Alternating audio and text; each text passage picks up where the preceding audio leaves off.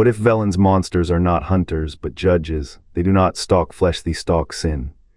But judges continent, stalk yet flesh thy none judge stalk like the sin flora that now strangle Velen. Higher vampires feed to survive, to socialize. These roots and thorns feast on guilt, twisting around transgressors until the soul starves. But rituals judges starves, now erased they do not strangle stalk Velen flesh they stalk sin, bound them to this grim diet. No accident, no curse by chance, a pact perhaps, a price. What if the worst monsters were created not to kill, but to punish? And what if the first sin they hunted was ours? Thorned vines coil where Velen's bogs choke the air with bitter resin. These plants do not hundredthly judge. Elven sorcery, fractured by the conjunction, bound them to feed on sin's poison, not flesh. A liar's tongue, a thief's hand, a killer's breath, each taint draws their roots like moths to flame. The wild hunt, elven ghosts of judgment ride this same legacy, not chaos but reckoning. When the spheres aligned, monsters spilled into the continent not by accident, but by design. Vampires, Dopplers, and now these gnarled sentinels, all mirrors of a world unbalanced by human greed. Witchers were not made to slay monsters, they were made to navigate the price. What grows when guilt takes root, not men. Not monsters, something older, thirsting for the weight of wrongs.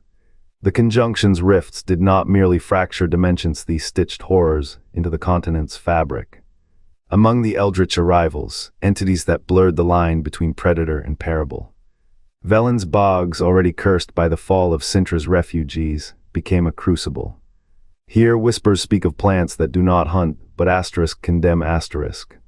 Their roots coil not for blood, but for the scent of sin. Ish asterisk hints at such Sapkowski's asterisk the LH aberrationsman eating flora in the marshes, named, never something fully older, explained. Scholars speculate, were these the conjunction's byproduct, or something older, roused by its chaos? The elven incantations buried in Velen's soil, once meant to purify, may have instead bound guilt into the land itself. A pact unspoken, a curse unbroken. Those who trespass carry the weight of their deeds, the Echinopsae wait, not to kill. To asterisk judge asterisk, their thorned maws open only when a soul's shadows outweigh its light.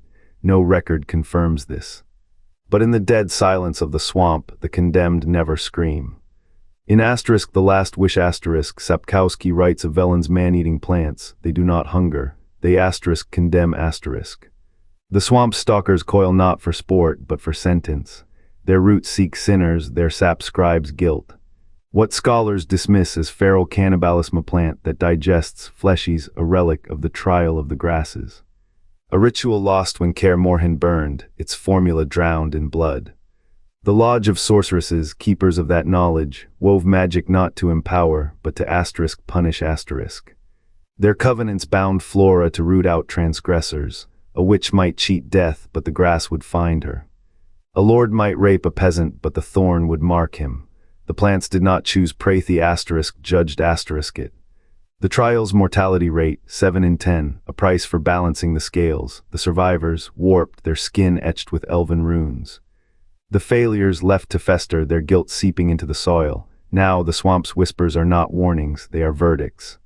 No scream accompanies the consumption, only a sigh as if the earth itself exhales relief. The lodge's feminism was never about liberation. It was about asterisk accountability asterisk, a sisterhood that weaponized nature to hold the powerful to account. Even after their knowledge was stolen, their vengeance grew. What if the worst monsters in Velen aren't hunters, they are judges? The plants do not eat meat, they asterisk absorb consequence asterisk. A sinner's flesh is their sacrament, their digestion a requiem for the soul that could not atone. The trial of the grasses is dead, but its curse lives in every root that coils, every vine that strangles. The lodge's final act was not to save the world, it was to make it asterisk answerable asterisk. And in the swamp's black water the guilty drown, not by violence, by inevitability. A Velen peasant once spoke of a thing in the marshes, not a beast, not a bog wraith. A asterisk hunger asterisk that wore bark and thorn. They called it asterisk the rooted judge asterisk. It did not stalk its prey, it asterisk waited asterisk. And when a man's sins grew heavy enough to bend the air around him, the ground would sigh, the roots would rise. I asked the peasant why the thing spared the innocent. They wept. It does not, they said, it only chooses. A woman who drowned her child in a fit of despair vanished into a tangle of black vines. A lord who stole a widow's land found his boots tangled in the mud, his throat crushed by a bloom of thorns. The Echinopsae, though no name is written for them in any grimoire, do not eat flesh. They absorb it. They drink the guilt like wine. The lodge of sorceresses knew this. Their coven, veiled in herbalism and rebellion, brewed tinctures to shield the worthy, but they also cultivated the curse. Elven rituals buried in the swamp's bones twisted the natural order. Where the wild hunt inverts life and death, these thorned things invert merit. The peasants say the sorceresses laugh when the guilty scream. They say the lodge's protection is a ledger. A price paid in virtue. I think of the witness in Saint who saw the beast of Beauclair devour a knight. The knight had raped a village girl, the beast's jaws closed and the crowd cheered. Is this justice? Or just another kind of hunger? The Velen swamps whisper no answers, only the sound of roots drinking. The peasant's voice shook as they described the last victim, a priest who preached mercy but hoarded gold. The Echinopsae rose in a crown of barbs, and as they consumed him, his robes turned red with shame. Not blood. Not dirt, guilt. What if the lodge's power is not to heal, but to curse? What if their allies in the hunt are not elven ghosts, but designs rituals that turn the land itself into a jury? The Velen peat stinks of more than decay, it reeks of verdicts, and the guilty, they are not hunted, they are summoned.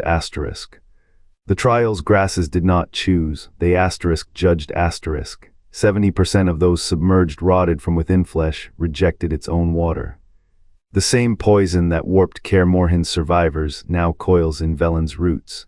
What if the elven pacts never sought power? What if they forged punishment? A slow, green execution for sins too ancient to name. The hen Kaer blood does not grant Ciri escape, it brands her.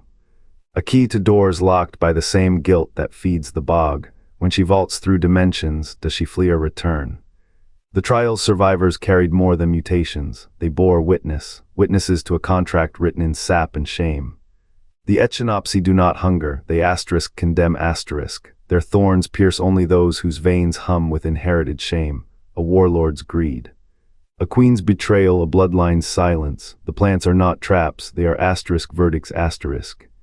The Velen peat does not digest flesh, it absorbs confession. The elves did not curse men, they outsourced their justice. Let the mire weigh every soul, let the roots parse every sin. The trial of the grasses was no test. It was a rehearsal for this, a swamp where morality curdles into meat, where guilt is the only currency the hungry take. Ciri's blood screams, it screams for a trial she did not commit, for a war she did not start. For a punishment that outlives even the executioner.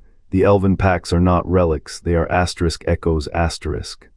And every time the Echinopsae close around a throat, the past opens its mouth to. The guilty are not hunted. They are summoned by roots that remember, by blood that betrays, by a justice that never decently deepens. The plants in Velen do not choose their prey, they wait, they listen. A hunter might mistake their hunger for chaos.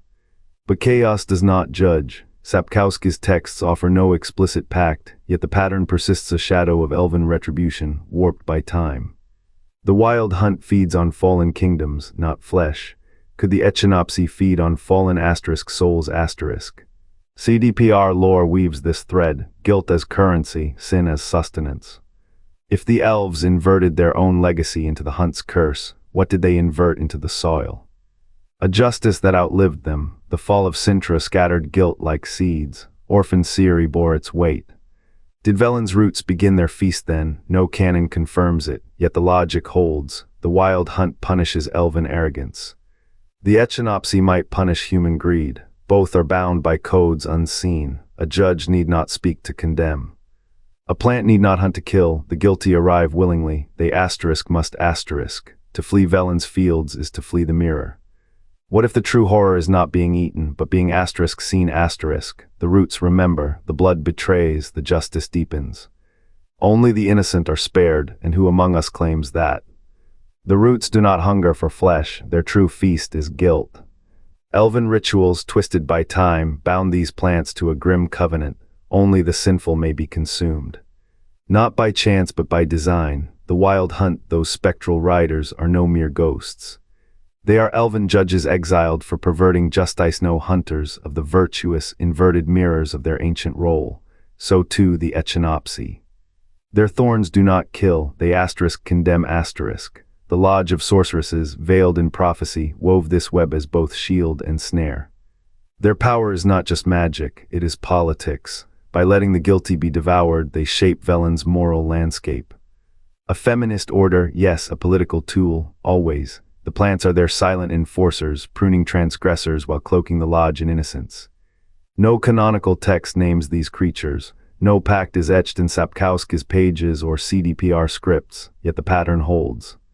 The elven curse lives in Velen's soil, a justice inverted. The hunter becomes the hunted, the judge becomes the meal. The wild hunts chaos, the lodge's schemes, the Echinopsae's silent verdicts, all threads in a tapestry of guilt. What is a curse if not a contract? What is justice if not a hunger? The Velen Pact is not myth. It is a warning. The plants do not choose their prey, the prey chooses their fate.